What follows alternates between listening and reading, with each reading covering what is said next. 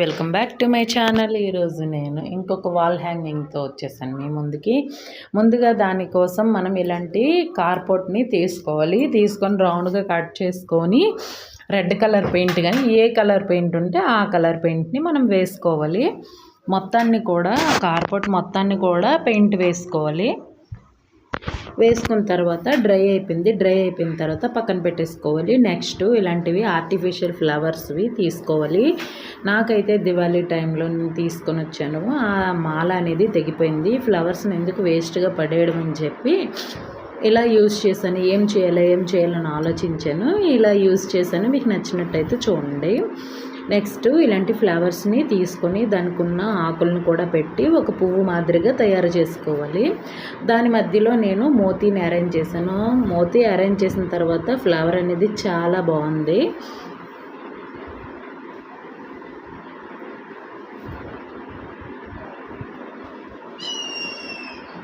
మనం white colour అయితే white colour, gold colour అయితే గోల్డ్ కలర్ మోతీని అరేంజ్ చేసుకోవాలి. నేనైతే వైట్ కలర్ మోతీని అరేంజ్ చేశాను. నేను ఇంకొక ఫ్లవర్ని రెడ్ కలర్ ఫ్లవర్ని తయారు చేశాను. దానికి నేను గోల్డ్ కలర్ మోతీని పెట్టాను.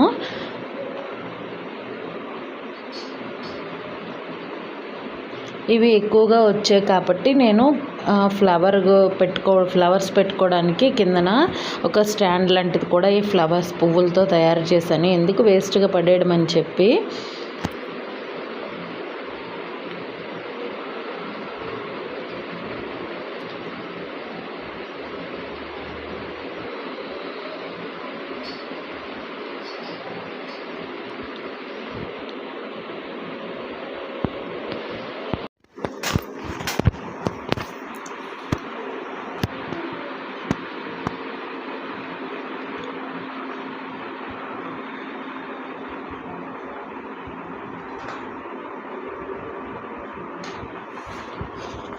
అలానే నేను కార్పోర్ట్కి ఎన్ని సరిపోతాయి అన్ని ఫ్లవర్స్ని తయారు చేశాను. అలానే రెడ్ కలర్ ఫ్లవర్ని కూడా తయారు చేశానని చెప్పాను కదా, అది ఒకటే తయారు చేశాను. ఎందుకంటే మిడిల్లో ఉండడానికి ఒక ఫ్లవర్ని నేను రెడీ చేశాను. మిగిలినవన్నీ ఎల్లోయిష్ కలర్వేని. నెక్స్ట్ దాని కిందకి హ్యాంగింగ్ని తయారు చేయడానికి దానికి ఒక డిజైన్ చేస్తున్నాను చూడండి. ఒక ఉలెన్ థ్రెడ్ తీసుకొని దానికి ఒక 15 టైమ్స్ ఇలా రౌండ్ చేసుకొని దానిపైన ముడివేసుకోవాలి. గట్టిగా ముడివేసుకోవాలి. అలా పై భాగానికి ముడివేసుకున్న తర్వాత కింద భాగానికి కట్ చేసుకోవాలి. అప్పుడు ఒక హ్యాంగింగ్ లాగా అది అవుతుంది.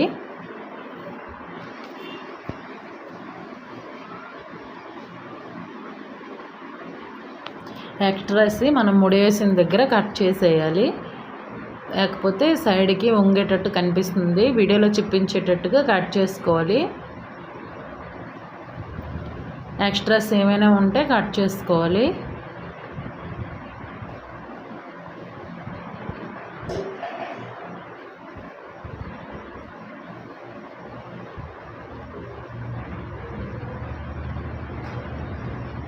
అదేవిధంగా మీరు ఎన్ని పెట్టాలనుకుంటే అన్ని హ్యాంగింగ్స్ని తయారు చేసుకోవాలి.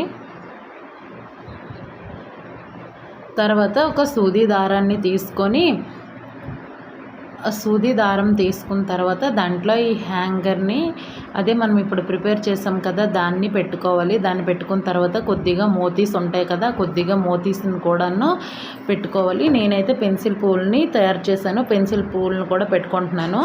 మీకు ఇష్టం ఉంటే మీరు పెట్టుకోండి, లేదు అంటే స్కిప్ చేసేయండి. ఆ ఫ్లవర్ పెన్సిల్ ఫ్లవర్స్ పెట్టడం వల్ల లుక్ అనేది చాలా బాగుంటుందండి. మీకు ఏ కలర్ కాంబినేషన్ నచ్చితే ఆ కలర్ కాంబినేషన్ ఫ్లవర్స్ని తయారు చేసుకొని పెట్టుకోవచ్చు. అలానే మోతీలు మనకి ఏ కలర్ నచ్చితే ఆ కలర్ పెట్టుకోవచ్చు. నా దగ్గర ప్రజెంట్ ఇవే ఉన్నాయి కాబట్టి నేను ఇవే పెట్టాను. తర్వాత కొద్దిగా పెద్ద దారాన్నే తీసుకోవాలి. ఎందుకంటే మనం ఫస్ట్లో అతికించడానికి కొద్దిగా ఉండాలి కాబట్టి.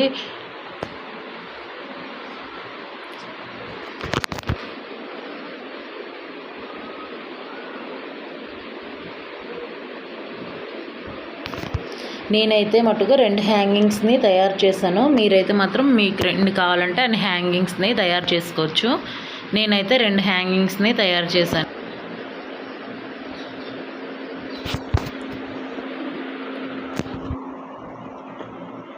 చూసారు కదా, అదేవిధంగా అలా చేసుకున్న తర్వాత కార్డ్బోర్డ్ చల్లగా అయిపోయింది, మొత్తం డ్రై అయిపోయింది. డ్రై అయిపోయిన తర్వాత మనం ఫెవికాల్ సహాయంతో మనం ఫ్లవర్స్ని తయారు చేస్తాం కదా, అది రెడ్ ఫ్లవర్ని మిడిల్లో పెట్టాలి. చుట్టుప్రక్కల మొత్తాన్ని కూడా ఎల్లో ఫ్లవర్స్ని పెట్టుకోవాలి.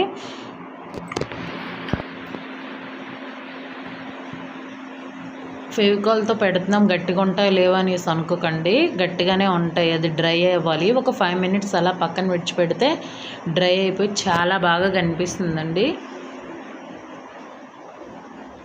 లేదు మాకు పడిపోతున్నాయి అనేసి అంటే ఒక సూది దారం సహాయంతో వైట్ కలర్ థ్రెడ్ వేసుకొని గట్టిగా కుట్టుకోవాలి వెనక నుంచి.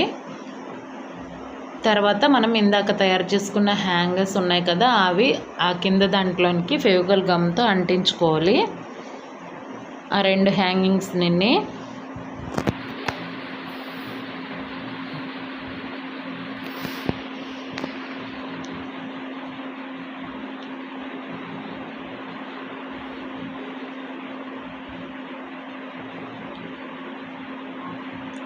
అంతేనండి, అంతే అంటించుకోవాలి. ఎంతో ఈజీగా తయారైపోయి హ్యాంగింగ్ రెడీ అండి.